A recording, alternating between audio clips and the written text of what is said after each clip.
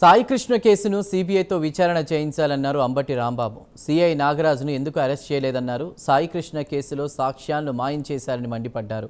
ఈ కేసులో అన్ని విషయాలు బయటకు రావాలని అన్నారు. విచారణ వక్ర మార్గంలో సాగుతూ ఉంది.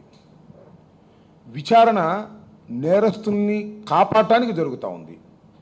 దీనిలో ఎవరైతే దోషులుగా ఉన్నారో పోలీసు అధికారుల్ని వారిని కాపాడాలనే ఉద్దేశంతో జరుగుతున్నట్టుగా చాలా స్పష్టంగా అర్థమవుతుంది. ఇవాళ చాలా కీలకమైన వార్త, సీసీటీవీ ఫుటేజీలు మాయం. 9వ తారీఖు నుంచి ఏం జరిగిందో కృష్ణలంకలో సీసీ ఫుటేజీలు తీసేశారట. వాళ్ళే రాశారు. ఏం తీశారు?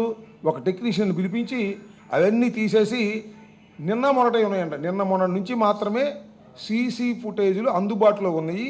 అంతకుముందు మొత్తాన్ని తుడిచేశారు. ఏంటిది? నాకు తెలియగలుగుతా. ఏం చేస్తుంది సిట్టు? రాష్ట్ర ప్రభుత్వం ఏం చేస్తుంది? డీజీపీ ఏం చేస్తున్నారు? నేను చెప్పాను కదా, దీనిలో కమిషనరే దీనికి చుక్కానిలాగా ప్రవర్తించాడు. అందువల్ల సాక్ష్యాధారాలన్నీ కూడా తొలగించేటటువంటి కార్యక్రమం చేస్తున్నారు. నేను తెలియగలుగుతానండి, ఒక కేసులో ఒక ముద్దాయిని పెడితే ఎందుకు అరెస్ట్ చేయలేదు? అసలు ఎందుకు అరెస్ట్ చేస్తారు? ఎందుకు అరెస్ట్ చేస్తారో తెలుసా?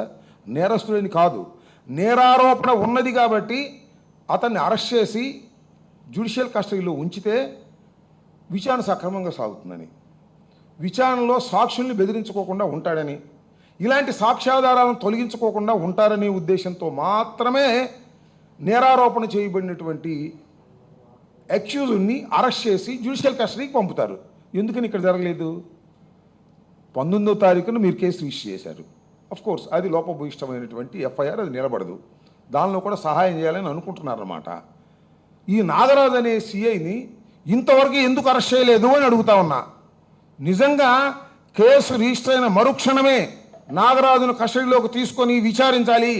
అంతేకాదు, నాగరాజుని జ్యుడిషియల్ కస్టడీకి పంపించి మళ్ళా కోర్టులో విచారణకు తీసుకొని పోలీస్ కస్టడీలో విచారణ చేసి వాస్తవాలన్నీ బయటకు రావాలి. అదేం రావట్లా, మొత్తం తుడిచేస్తున్నారు.